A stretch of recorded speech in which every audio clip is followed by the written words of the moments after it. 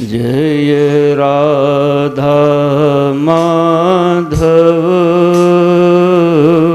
जय कुंज बिहारी। जय राधा माधव जय कुंज बिहारी। जय राधा माधव जय कुंज बिहारी। जय राधा माधव जय कुंज बिहारी। जय राधा माधव जय कुंज बिहारी। जय राधा माधव जय कुंज बिहारी। जय गोपी जन बल्लभ जय गिरिवरधारी। जय गोपी जगबल्लभ जय गिरिवरधारी। जय राधा माधव जय कुंज बिहारी। जय राधा माधव जय कुंज बिहारी। बोलिए राधा माधव भगवान की जय। गौरी शंकर भगवान की जय। सद्गुरुनाथ भगवान की जय। भागवत भगवान की जय। ओम नमः पार्वती पतये हर हर महादेव।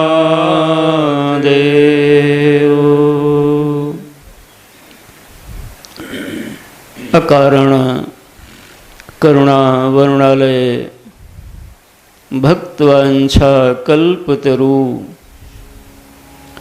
अनंत गुण गण निलय दीनवत्सल दीनानाथ हम सबके प्राण वल्लभ प्राण प्रियतम आनंद कंद सच्चिदानंद स्वरूप भगवान के चरणारविंदों में प्रणिपात करते हुए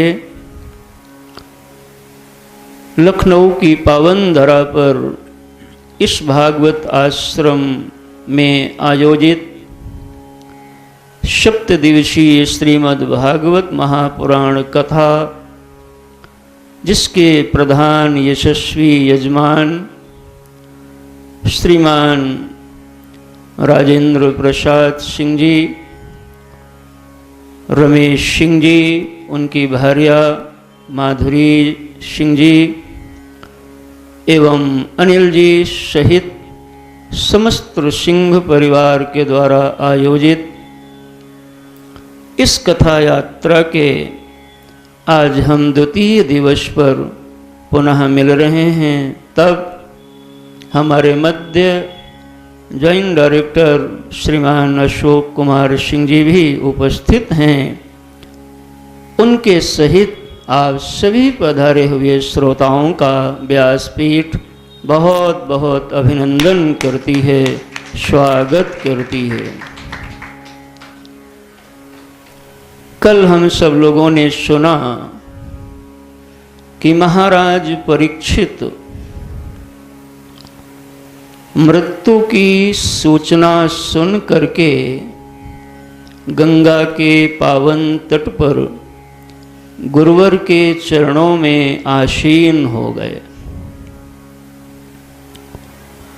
और गुरुदेव से पूछा है, हे गुरुदेव महाराज, अतः प्रक्षामि संसिद्धिं योगिनां परमं गुरुं। गुरुदेव, आप गुरुओं में भी परम गुरु हैं।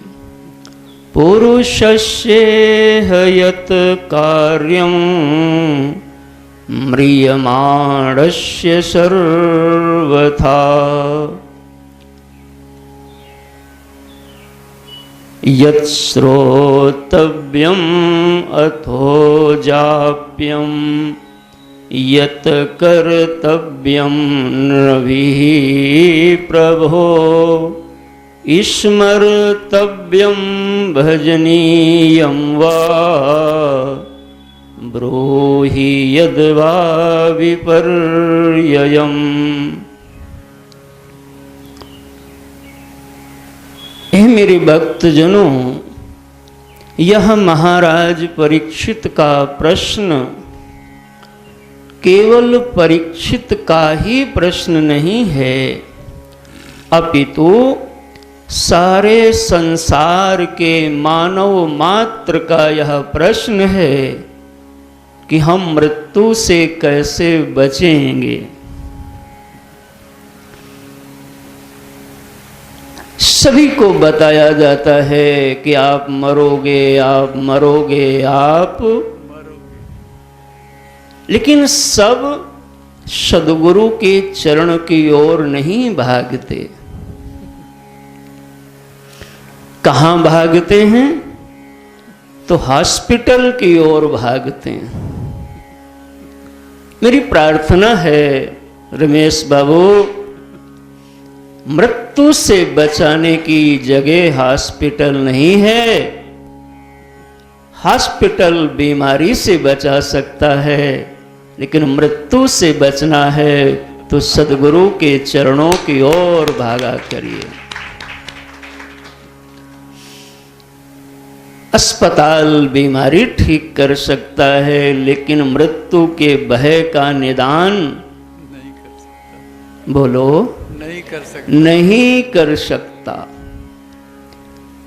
मृत्यु एक ऐसी चीज है जिसका अनुभव नहीं है आपको, लेकिन परेशान कर रही है। कभी कांटा ना चुभा हो, आपको तो चुभा होगा किसी न किसी रूप में, नहीं तो इंजेक्शन कभी लगा होगा, तो आपको अनुभव है कि जब कांटा चुभता है तो कैसा दर्द होता है। कहना यह है कि जिस चीज का अनुभव नहीं होता उसका भय होना नहीं चाहिए।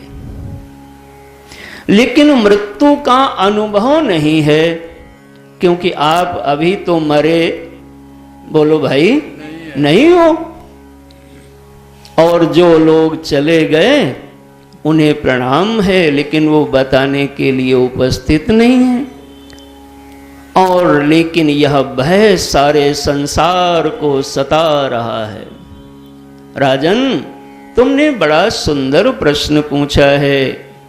वरीयानेषु ते प्रश्नः कृतो लोकहितं नृप। आत्मवित्सम्मतः पुंसां श्रोतव्यादिषु यः परः। तस्मात् भारत सर्वात्मा भगवान् ईश्वरो हरिः। श्रोतव्यः कीर्तितव्यश्च स्मर्तव्याच्छता भयम्। एतावान् सांख्ययोगाभ्यां स्वधर्म परिनिष्ठया जन्मलाभः परः पुंसाम् अन्ते नारायण स्मृतिः। हे राजेंद्र परीक्षित, तुम पांडव वंश के गौरव हो। तुम्हारे पिता, तुम्हारे दादा, तुम्हारे परदादा इस धरती के रत्न के रूप में प्रगटे हैं, और इसलिए अनेक राजा यहां पैदा हुए और मर गए, लेकिन किसी के मन में ऐसा प्रश्न पैदा ही नहीं हुआ। मनुष्य रोज पैदा होते हैं, रोज मरते हैं, और कहीं कोई नामो निशान दुनिया में उनका नहीं रह जाता है। लेकिन धन्य हो राजेंद्र, तुमने ऐसा प्रश्न किया है। मैं बताता हूं, दरअसल ये जो मृत्यु का भय है, यह मृत्यु का भय नहीं है। कल मैंने मोहस को बताया था, आज इस मृत्यु के भय को समझो। यह अज्ञान और मोह का पैदा किया गया एक बहुत बड़ा दोष है, भय। देखो मैं तुमको बताता हूं, ये जो मृत्यु का भय है वो मृत्यु का भय नहीं है। तो मानो परीक्षित जी ने कहा, गुरुदेव फिर भय किसका लगता है, क्योंकि सारी दुनिया उसी से तो परेशान घूम रही है। तो कहा मैं बताता हूं। अच्छा, मान लिया ऐसी मृत्यु में सुविधा हो जाए कि जब हम मरें तो हमारी पत्नी, हमारा मोबाइल, हमारा घर सब हमारे साथ चला जाए, जैसे सर्विस क्लास में ट्रांसफर होता है।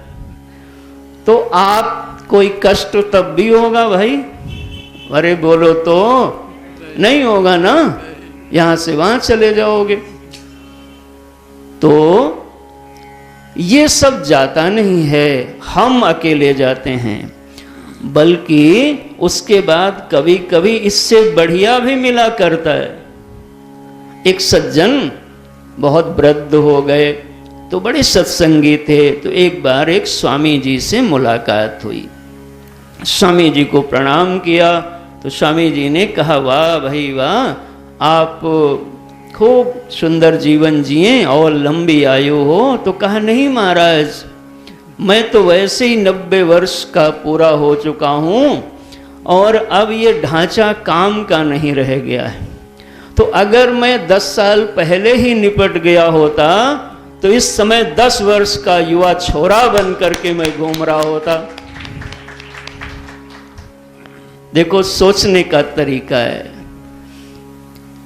इस मृत्यु का भय नहीं है, फिर भय किस बात का है, तो उसको आपको जल्दी से दिखाता हूं।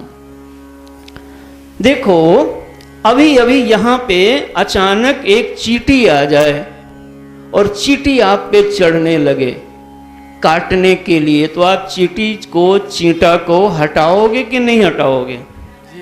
थोड़ा बोलते रहिए, हटाओगे ना? क्यों हटाओगे?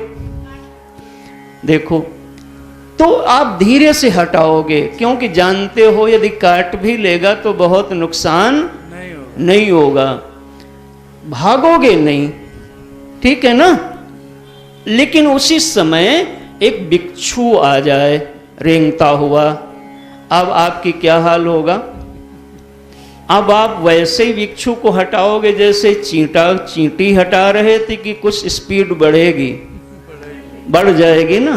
अब तीसरी स्टेज पे आता हूं। मान लिया हमारे बाबा शिव जी के सब गण आ जाएं, नागराज आ जाएं, तो महाराज आप आश्रम से बाहर भाग जाओगे। बोलो भक्त और भगवान की जय। इन 3 बातों को याद रखो और इनमें हम चिंतन देखते हैं। चींटी से आपको भय कम हुआ, बिच्छू से और अधिक हुआ, और सर्प से सर्वाधिक हुआ। क्यों ऐसा हुआ? देखो आप, क्योंकि चींटी से भय की मात्रा कम है, क्योंकि चींटी से नुकसान की मात्रा कम दिख रही है। पकड़ में आई बातें? बिच्छू से अधिक है क्योंकि बिच्छू से हानि की संभावना अधिक हो गई तो भय की मात्रा भी अधिक हो गई, और सर्प से भय की हानि की मात्रा सर्वाधिक हो गई, इसलिए भय की मात्रा भी सर्वाधिक हो गई। इसका मतलब क्या बना, सूत्र क्या बना कि हमारा भय का नियामक नुकसान है, हानि है। भय का नियंता हानि है, भय का नियामक नुकसान होता है। अगर नुकसान कम तो भय कम, सूत्र बन गया। अगर नुकसान कम तो भय कम, नुकसान अधिक तो भय, और नुकसान सर्वाधिक तो भय। आप सब बड़े धीमे धीमे बोल रहे हो। हे मेरे नाथ, मृत्यु का अनुभव नहीं है, इसलिए वह जो तुम्हें भय लग रहा है वो मृत्यु का नहीं है, बल्कि जो तुमने गठरी मठरी चटाई स्कूटर गाड़ी साड़ी इकट्ठा किया है उसके छूटने का है। ए राजा परीक्षित, जीवन मौत का खेल है पगले, क्या रोना क्या धोना। जीवन मौत का खेल है पगले, क्या रोना क्या धोना। जितनी राम ने भर दी चाभी उतना चले खिलौना। जितनी राम ने भर दी चाभी उतना चले खिलौना। जीवन मृत्यु का खेल है पगले, क्या रोना क्या धोना। जितनी राम ने भर दी चाभी उतना चले खिलौना। बोलो राम राम राम, बोलो राम राम राम। बोलो राम राम राम, बोलो राम राम राम। ऋषि मुनि क्या योगी ज्ञानी और क्या पीर पैगंबर, और क्या पीर पैगंबर। ऋषि मुनि क्या योगी ज्ञानी और क्या पीर पैगंबर, और क्या पीर पैगंबर। खाली हाथ यहाँ से लौटे दारा और सिकंदर। दारा और अशोक जी, सिकंदर। खाली हाथ यहाँ से लौटे दारा और सिकंदर। दारा और सिकंदर। साथ किसी के नहीं गया है, साथ किसी के नहीं गया है। ये चांदी ये सोना, जितनी राम ने भर दी चाभी उतना चले खिलौना। जितनी राम ने भर दी चाबी उतना चले खिलौना। बोलो राम राम राम, बोलो राम राम राम, बोलो राम राम राम, बोलो राम राम राम। किस दिन टूटेंगी तेरी ये श्वासों की जंजीरें, श्वासों की जंजीरें, काम न आएगी तेरे कुछ तेरी जागीरें, कुछ तेरी जागीरें। मौत के आगे चले न जग में, मौत के आगे चले न जग में, किसी का जादू टोना, जितनी राम ने भर दी चाबी उतना चले खिलौना, जितनी राम ने भर दी चाबी उतना चले खिलौना।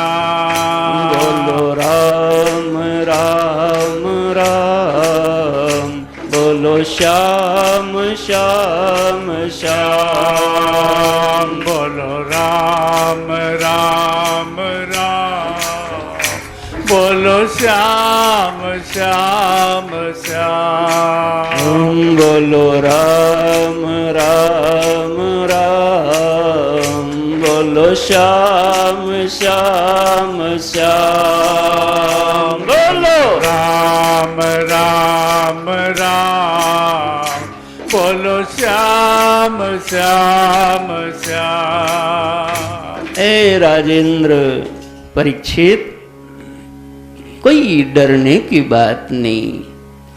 यह भय हम आरोप मृत्यु पे लगाते हैं, लेकिन दरअसल यह भय नुकसान का है, नुकसान का है, हानि का है। परीक्षित, हानि तभी होती है जब लाभ हुआ हो। तुमने लाभ की अनुभूति की है तो हानि उठाना ही पड़ेगा, पाया है तो खोना पड़ेगा।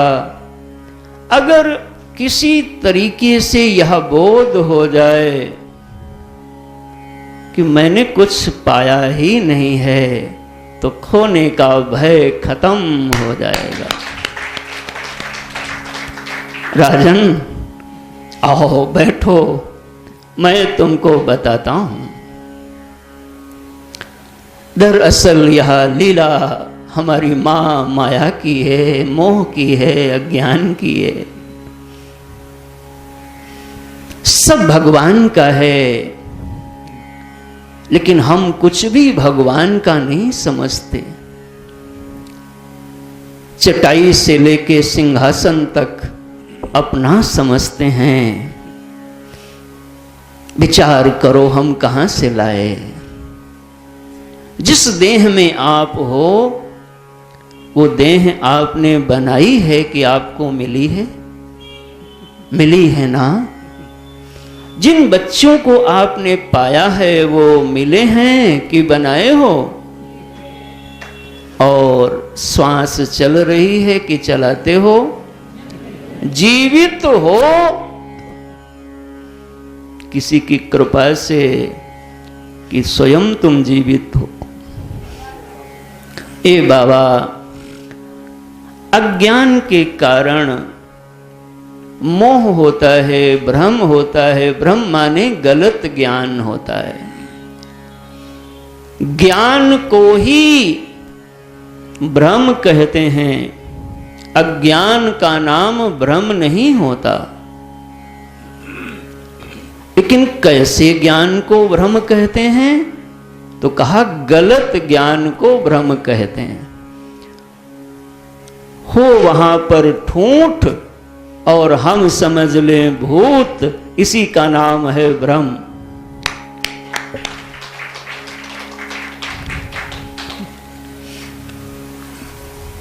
कोषाध्यक्ष जी, यह सब हो उनका और हम समझ लें अपना, यही भ्रम है। हे मेरे माताओं, नजरें बदल गईं तो नजारे बदल गए, और दृष्टि ने फेरा रुख तो इशारे बदल गए। यह मेरा है, यही आसक्ति है, और आपको ये रुलाएगी, रुलाएगी नहीं, बार बार रुलाएगी और मारेगी भी। एक बार नहीं, न जाने कितनी बार मार चुकी है। पुनरपि जननम पुनरपि मरणम पुनरपि जननी जठरे शयनम इह संसारे बहु दुष्कारे सिटिया पारे पाहे मुरारे भज गोविंदम भज। और बड़ा उपाध्यक्ष तुम भी आगे हैं बेटा, टेक लेके पीछे। अब इनका बड़ा सिटी नहीं मारेगा। भज गोविंदम गोविंदम भज मूढ़ मते। ये घर मेरा, ये चाबी मेरी, ये बेटा मेरे, ये पेड़ मेरा, ये किताब मेरी, और ये करते करते जीव मर जाता है। फिर पैदा हुआ, फिर पढ़ो, फिर कमाओ, फिर विवाह, फिर मेरा मेरा। ये बाबा, यह मैं और ये मेरा, यही अज्ञान है, यही माया है। और राजन, जब तक यह रहेगा तब तक मृत्यु का भय भी रहेगा, और जितने अनर्थ हैं सभी रहेंगे। कितना भी बड़ा कोई संसार का पदासीन हो जाए, इस दायरे को क्रॉस कर जाएगा। असंभव असंभव असंभव है। तरीका क्या है? यह मेरा है, इससे निकला जाए। विचार करके देखो ये किसका है। यह भगवान का है, इसी समझ का नाम भक्ति है। और यह मेरा है, इसी समझ का नाम आसक्ति है। आसक्ति संसार की ओर ले जाएगी, और भक्ति भगवान की ओर तुमको ले जाएगी। राजन, इस आसक्ति का परिणाम मृत्यु है, और भक्ति का परिणाम अमृत तत्व की प्राप्ति है। इसलिए राजन, तुम बैठो, मैं सुनाता हूं। यह भगवान का है, इसको समझने से पहले यह समझा जाए कि भगवान क्या है। तस्मात् भारत सर्वात्मा भगवान ईश्वरो हरिः। हे राजन, ये भगवान को समझने के लिए वही भगवान हैं, वही सर्वात्मा हैं, और वही ईश्वर हैं, और वही हरि हैं। संदर्भ अलग होने से नाम अलग हो जाता है। जैसे आप ही माँ हो, आप ही बहन हो, आप ही कहीं काम करते हो तो वहाँ ऑफिस में आप कार्यकर्ता हो, आप ही मौसी बन जाती हो। देखो, आप ही हो, लेकिन संदर्भ अलग होने से आपका व्यवहार, नाम बदल जाया करता है। वैसे ही एक भगवान हैं, लेकिन विविध रूपों में, विविध नामों में वही महाराज प्रसिद्ध होते हैं दुनिया में। राजन, इन भगवान को समझो।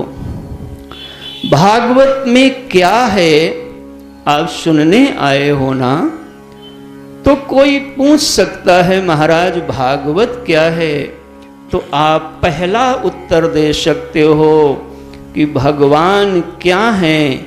इसका उत्तर जो ग्रंथ देता है उसका नाम है भागवत।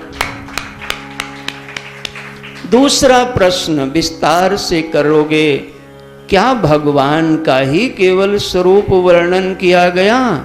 तो यदि बड़ा प्रश्न करोगे, क्योंकि भक्त और भगवान में कोई भेद नहीं होता, तो थोड़ा भेद करके बताओगे तो ऐसा कह सकते हो कि जिसमें भगवान का और जिसमें भगवान के भक्तों के चरित्र का वर्णन हो उसका नाम है भागवत।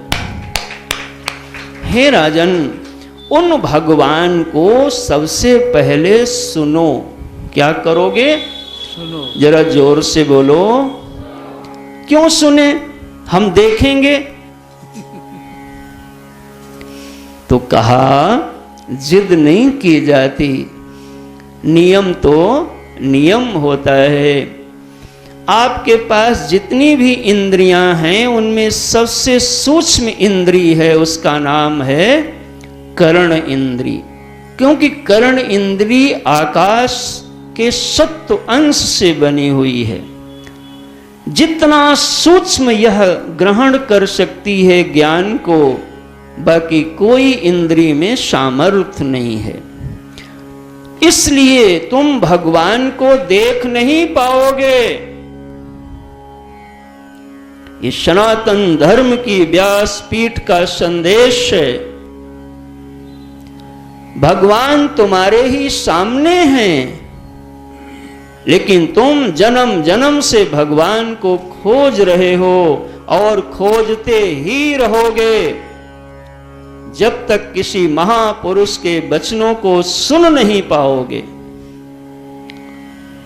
सती मैया के सामने ही भगवान हैं, लेकिन मां लीला करके हमें सिखाती हैं कि देखो मैं भी समझ नहीं पाई। गरुण जी के सामने ही भगवान जी थे, लेकिन गरुण जी लीला में दिखाते हैं कि देखो मैं भी भगवान को समझ नहीं पाया। हे मेरे भक्त जनों, तुम्हारे भी सामने भगवान ही बैठे हैं, लेकिन तुम भगवान नहीं समझ पाओगे जब तक किसी महापुरुष की कृपा नहीं होगी। एक छोटी सी कथा सुनाता हूं। एक बार मैं राजस्थान में कथा सुनाने के लिए गया, अलवर नामक जगह पे। तो माताएं लोग, भाई लोग भिक्षा के लिए बुलाते हैं कि महाराज हमारे भी घर में चरण डाल दो, थोड़ा घर पवित्र हो जाए। तो कभी कभी तो दोनों टाइम, तीनों टाइम जाना पड़ता, कहीं नाश्ता पे, कहीं भोजन पे। तो एक बहू ने बुलाया, माई ने बुलाया। तो उनकी बहू ने रसोई बनाई, बड़ा सुंदर रसोई बनाई, अनेक कटोरियां। अब उसमें सब सब्जी भाजी लगा के रखा। तो मैंने सब तो पहचान लिया कि ये क्या है, ये क्या है। एक कटोरी में एक ऐसी सब्जी रखी, भाजी रखी, उसको मैं नहीं पहचान पाया। तो देखो मेरी आंख फेल हो गई। देखने के यही साधन है ज्ञान के, आंख ने पहचान नहीं पाया। तो मैंने जब भोग लगा के पाना शुरू किया तो दूसरी इंद्री का प्रयोग किया। कौन सी? जिह्वा का।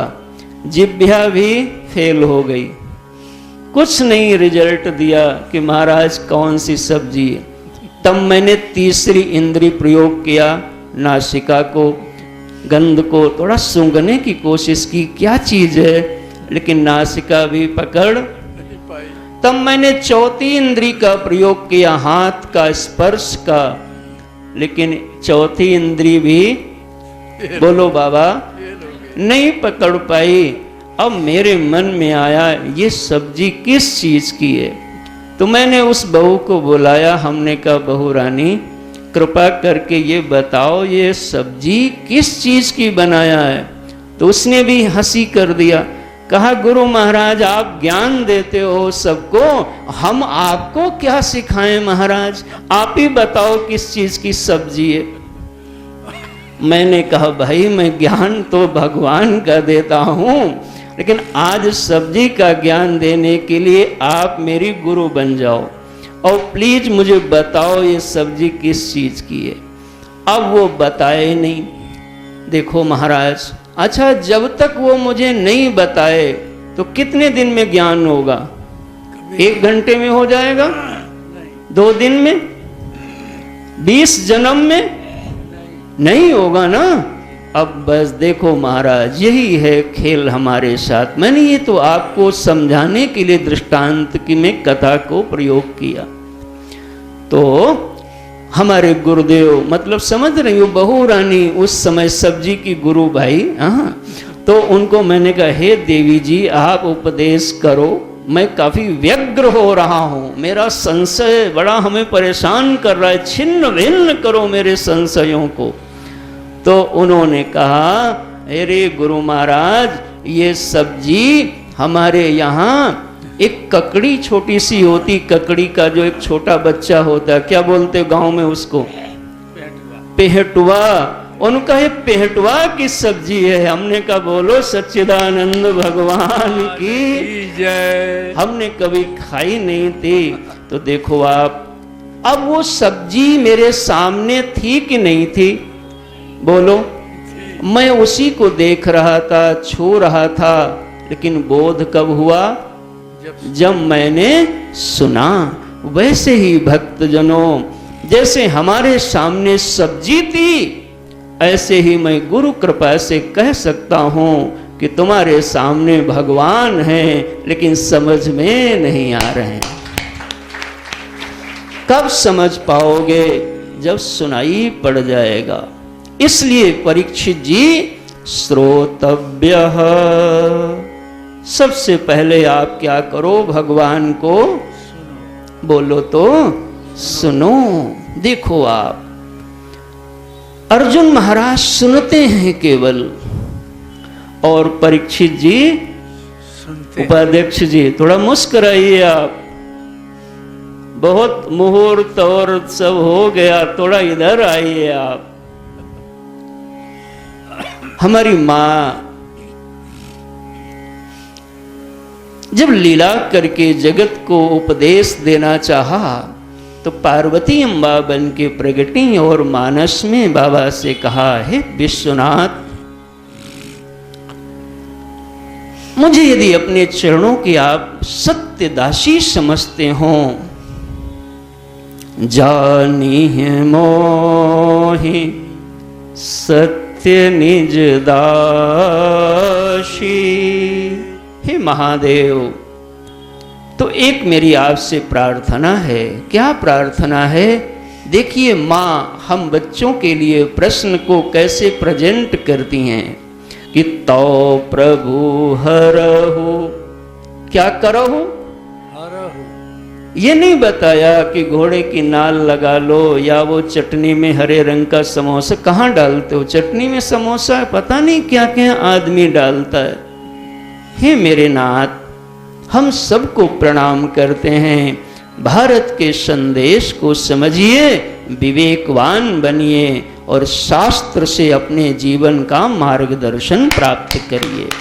भटकिए नहीं भ्रम में, नहीं तो भटकाने वालों से ज्यादा जिम्मेदार भटकने वाले भी हुआ करते हैं। नुकसान तो हमारा ही आपका होगा। मेरी माँ ने कहा, जो प्रभु तो प्रभु हरहु मोर अज्ञाना। तव प्रभु हरहु मोर अज्ञाना। तव प्रभु हरहु मोर अज्ञाना। तव प्रभु हरहु मोर अज्ञाना। कहि रघुनाथ कथा विधिना नाथ तो प्रभु हरहु मोर अज्ञाना। कहे हरि कथा कही रघुनाथ कथा विधि नाना। ए नाथ, यह कथा लोक मंगल के लिए गंगा है। हे नाथ, एक गंगा भागीरथ लाए धरती पर, और आज यह कथा गंगा महाराज परीक्षित लेके आए हैं। और इस आश्रम में हमारी प्रिया माधुरी सिंह जी उनके पतिदेव लेकर के आए हैं। उस गंगा में नहाने से पाप नष्ट होते हैं, और इस गंगा में नहाने से पाप और पाप करने की प्रवृत्ति दोनों नष्ट हो जाया करती है। फिर भी सब नहीं नहा पाएंगे। कोई अभिमान के कारण नहीं नहा पाएंगे, कोई अहंकार के कारण नहीं नहा पाएंगे, कोई अपने प्रारब्ध दोषों के कारण नहीं नहा पाएंगे। ए मेरी बेटी रानी, कोई नहा ले, उसके भाग्य की वंदना देवता करते हैं महाराज। हरि राम कथा गंगा सहज बही जाए, जा में कोई कोई नहाए।